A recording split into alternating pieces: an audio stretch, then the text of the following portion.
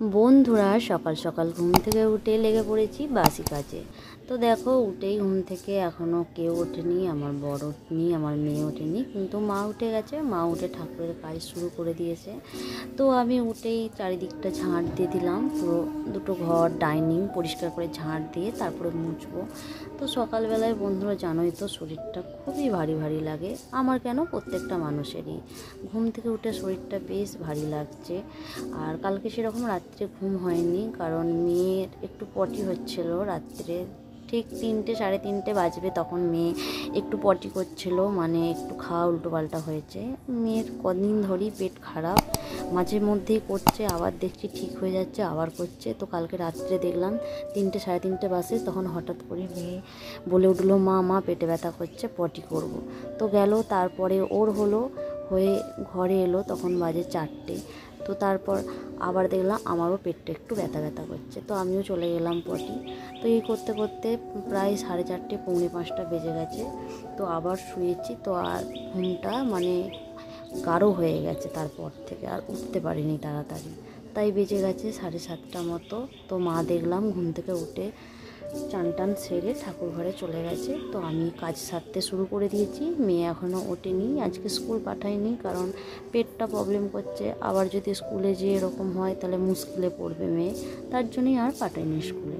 তো আমি এখানে টুকটুক করে ঘরের কাজ সারছি। তো চলো তোমরা সঙ্গে থাকো, দেখতে থাকো।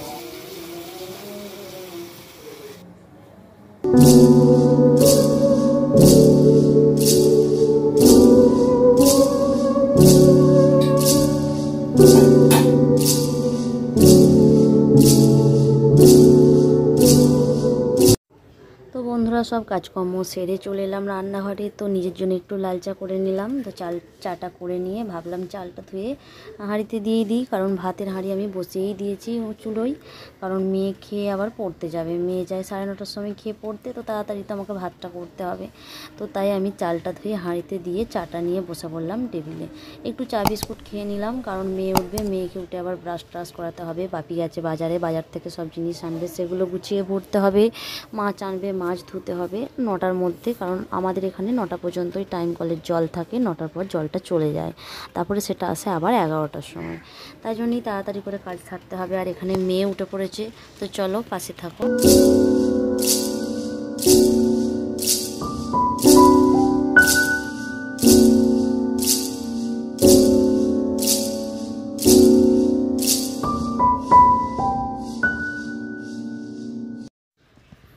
তো দেখো, আমার এখানে ভাতও ফুটে গেছে। তো এখন 9টা বেজে গেছে। তো ভেতরে আমাদের রান্নাঘরের জল চলে গেছে, কিন্তু বাইরে আসতে জলটা পড়ে। তো মেয়েকে ধরিয়ে দিলাম ব্রাশ, বললাম মা বাইরে চলে যা, কারণ বাইরে আস্তে আস্তে জলটা পড়ছে, ওখানে ব্রাশ করে নিবি। তো তারপরে মেয়ের হরলিক্সটা করতে চলে এলাম রান্নাঘরে। তো হরলিক্সটাকে করে দিয়ে দিই, তারপরে অনেক কাজ আছে আমার। তো উনি এখন এখানেতে দেখো বসে পড়েছে খাতা নিয়ে। কী খাতা না, অঙ্ক খাতা। অঙ্ক খাতার মধ্যে ড্রয়িং করবে, তাও খুব কাটা খাতার মধ্যে। তো ড্রয়িংয়ের খাতা না নিয়ে এসে অঙ্কের খাতা নিয়ে চলে এসেছে, ড্রয়িং করতে বসে পড়েছে। তো বাপি এখানে চলে এসেছে। তো আজকে নিয়ে এসেছে কাতলা মাছ। তো দেখো এখানে লেজা, মুড়ো, পিস সবই আছে। তো কাতলা মাছ এনেছে, আর অনেক বাজার করে এনেছে। মোচা এনেছে, কাঁকরোল এনেছে, উচ্ছে এনেছে, বেগুন এনেছে, কুমড়ো এনেছে, কাঁচকলা, আলু, তারপরে হচ্ছে কলমি শাক, তারপরে হচ্ছে কাটুয়া ডাঁটা, তারপরে চিচিঙ্গা, কাঁচা লঙ্কা, টমেটো, অনেক কিছু এনেছে, পেঁয়াজ।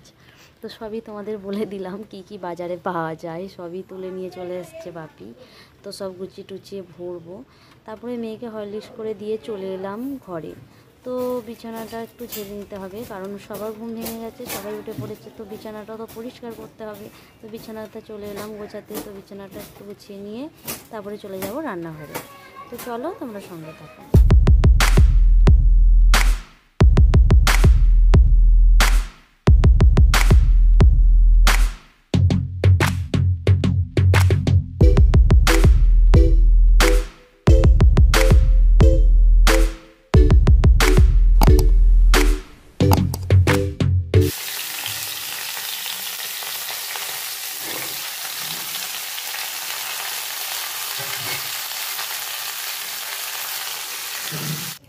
বন্ধুরা চলে এলাম রান্নাঘরে। দেখো তো কড়ার মধ্যে করে দিয়ে দিয়েছি কাটুয়া ডাঁটা। তো কাটুয়া ডাঁটাটা ভালো করে তেলের ওপরে ফোড়ন দিয়ে নেড়ে চেড়ে ওটা প্রেসারে দিয়ে দেবো, একটা সিটি মেরে তারপরে কড়ার মধ্যে করে নেবো। আর আজকে করব কাতলা মাছ দিয়ে আলু দিয়ে ঝোল।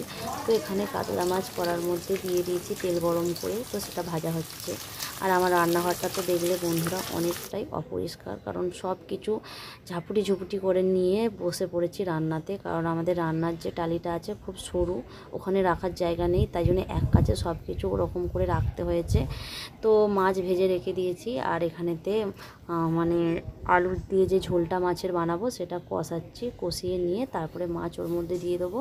আর এখানে আমার কাটুয়া ডাঁটাটা আমি একটা সিটি মেরে নিয়েছি প্রেসারে নেড়ে চেড়ে দিয়ে, তারপরে আমি কড়াই আবার ফোড়ন দিয়ে দিয়েছি। ফোড়নের মধ্যে দিয়ে দিয়েছি তেলের ওপরেতে অল্প রাঁধুনি আর 5 ফোড়ন আর একটা শুকনো লঙ্কা দিয়ে, তারপরে আমি কাটুয়া ডাঁটাটা ওর মধ্যে ঢেলে দিয়েছি। তো অনেক কাজ আছে, তো বাসনপত্র অনেকটাই হয়েছে, মেয়েরও কিছু এখনও করতে হবে। তো মেয়ের জন্য একটু ডাল সেদ্ধ বানাবো। আর মেয়েকে এখন ডিম দিচ্ছি না, মেয়ের পেটটা গরম বলে মাছ দিচ্ছি ওকে, একটা মাছ ভাজা তুলে রেখেছি মেয়ের জন্য। তো মেয়েকে আজকে কাঁচকলা ভাতেও একটু খাওয়াবো, মানে পায়খানাটা একদমই ধরছে না, খুব পাতলা, তাই জন্য একটু কাঁচকলা সেদ্ধ খাওয়াবো আর মাছ ভাজা ডাল দিয়ে মেয়েকে ভাত খাইয়ে দেবো।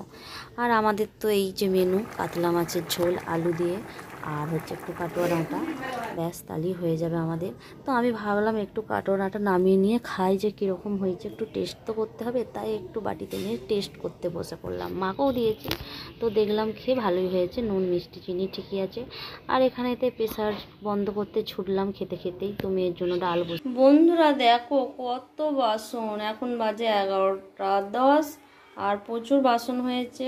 দুটো কড়া হয়েছে, প্রেসার হয়েছে, এখানে এক বেসিন বাসন পুরো মাজতে হবে। রান্নাঘরটা পরিষ্কার করতে প্রায় আমার 11:45 মতো বেজে যাবে। মানে আজকে মাছ হয়েছে, মাছ হলে একটু বেশি রান্নাঘরটা পরিষ্কার করতে লাগে, কারণ মাছের আঁশটানি গন্ধটা প্রচুর, তার জন্য। তো চলো আমি বাসন টাসন মাজি, তোমরা দেখতে থাকো।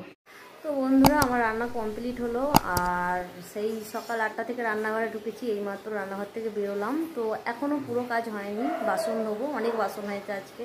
তো তোমাদেরকেও দেখালাম কতটা বাসন হয়েছে, কতটা পরিমাণে। তো আজ মাছ হয়েছে, মাছ হলে জানোই তো রান্নাঘরে একটু গন্ধটা বা আঁশটানি মাছের গন্ধটা বেশি ছাড়ে। তো সেই দিন আমাকে বাসন টাসন মেজে পুরো টালির ওখানটা পুরো মার্বেল টার্বেল সব পরিষ্কার করতে হয় সাবান দিয়ে। তো একটু সময় লাগে, আজকে প্রায় 12টা বেজে যাবে রান্নাঘরটা পরিষ্কার করতে। তো চলো বন্ধুরা তোমরা পাশে থাকো, ব্লগটা দেখতে থাকো, আই হোপ তোমাদের ভালো লাগবে। আর প্লিজ তোমরা পাশে থাকো, আমাকে একটুখানি সাপোর্ট করো। তো চলো।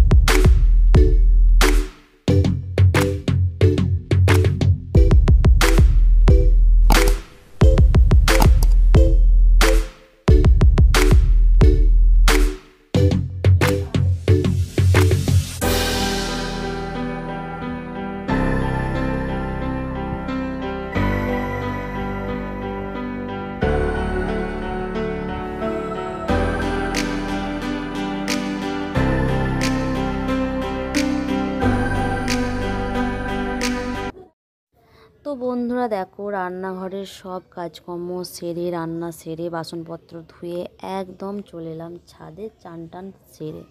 তো আজকে একটু শ্যাম্পু করলাম বন্ধুরা, অনেক দিন শ্যাম্পু করা হয়নি, 4-5 দিন মতো শ্যাম্পু করে নিই, মাথা পুরো ভারী হয়ে গেছে, তাই আজকে একটু শ্যাম্পু করে নিলাম চুলে। তো দেখো রোদটা ভালোই বেরিয়েছে, এই একটু আগে বৃষ্টি পড়ছিল, আবার দেখছি রোদ বেরিয়েছে, আবার বৃষ্টি নামছে, আবার রোদ বেরোচ্ছে, এরকম হচ্ছে সারাটা দিন। তো রোদটা যখন পেয়ে গেছি একটু চুলটা শুকিয়ে নিই, তাই না? তো কাজে লাগিয়ে নিতে হবে সুযোগটা। তো এখানে সূর্যদেবকে একটু প্রণাম করে নিলাম, তারপরে গোপালকে দেওয়ার আছে। তো একটুখানি রোদে 5 মিনিট দাঁড়িয়ে যাই, তারপরেই গোপালকে দেবো। তো মেয়ে গেছে পড়তে, মেয়ে এলে মেয়েকেও শ্যাম্পু করিয়ে দেবো। তো চলে এলাম ঠাকুর ঘরে, এখানে গোপালকে খেতে দেবো। তো গোপালকে শুধু নয়, গুরুকে দেবো, আমাদের যে গুরু দীক্ষিত, আমরা যার দীক্ষিত গুরু, তো গুরুকে খেতে দেবো, তারপরে জগন্নাথকে খেতে দেবো, কারণ কালকে উল্টো রথ গেছে, এখনও জগন্নাথকে তোলা হয়নি, তাই জগন্নাথকেও খেতে দেবো। তো এখানে সবাইকে খেতে দিয়ে তারপরে চলে যাব নিচে, মেয়ে আসবে, মেয়েকে আবার চান টান করাতে হবে, খাওয়াতে হবে, অনেকটাই কাজ আছে। তো বন্ধুরা আমি এইখান পর্যন্তই ব্লগটা আজকে শেষ করলাম। তো প্লিজ তোমরা আমার পাশে থেকো, আমাকে সাপোর্ট করো, আর আমার ব্লগটা দেখতে থাকো। আমি আশা করছি তোমাদের ভালো লাগবে। তো চলো আবার দেখা হবে পরের ব্লগে। টাটা, বাই বাই, সবাই ভালো থেকো, সুস্থ থেকো।